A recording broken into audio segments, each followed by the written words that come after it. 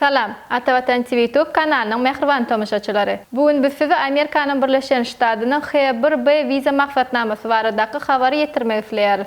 Hormatly tomoşaçylarymyz, Amerikanyň Birleşen Ştatlarynyň 47-nji prezidenti hökmüne wezipesine resmi taýdan girişen Donald Trump mundan bir gün soňra, ýagny 21-nji ýanwarda eden çykyşyny H1B viza maksatnamasy baradaky garaýşy barada soralanna.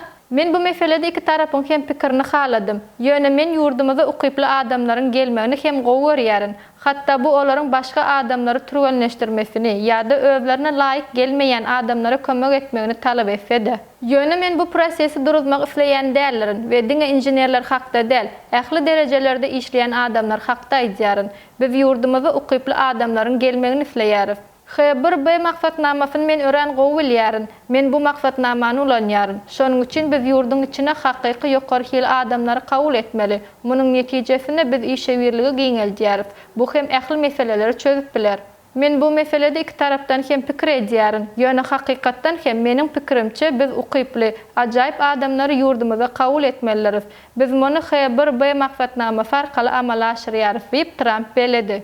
Eýsem H1B vizasy näme? H1B vizasy Amerikanyň Birleşen Ştatlaryna işlemek isleýän daşar ýurtly ýokary derejeli hünärmenler üçin möhüm mümkinçilik bolup, şolar wagtyň özünde Amerikanyň Birleşen Ştatlarynyň kompaniýalarynyň global talantlary el ýeterligini üpjün edýär. H1B vizasy köplenç ilki 3 ýyl möhlet bilen berilýär we 6 ýyla çenli uzaldyp bilinär. H1B viza maksatnamasynyň her ýyl belli bir çäklendirilen kwotasy bar. Mysal üçin adatda H1B vizalar üçin ýylda 65 000 çäklendirilen orun, magistr derejesine eýe bolanlar üçin goşmaça 20 000 orun bardyr. Mehriban tomoşaçylarymyz, size şu ýerde ýene bir wady ýatladyk geçmek isleýär. Egerde siz hem daşar ýurtda okamak ýa-da işlemek isleýänleriňiz bar bolsa, onlar resmi namalaryňyzyň dogry we takyk terjime edilmegi wajyp bolup durýar. Bunyň üçin bolsa makul hyzmat terjime merkezine ýüz tutup bilersiňiz.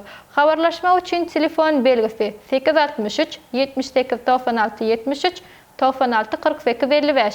Hormatly tamaşaçylarymyz, egerde siz hem ýurdumyzdaky bolup geçen täzeliklerden ilkinji bolup habarly bolmak isleseňiz, onu Atavatan Türkmenistan Halkara jurnalynyň atavatanturkmenistan.com saýtyndan okap bilersiňiz.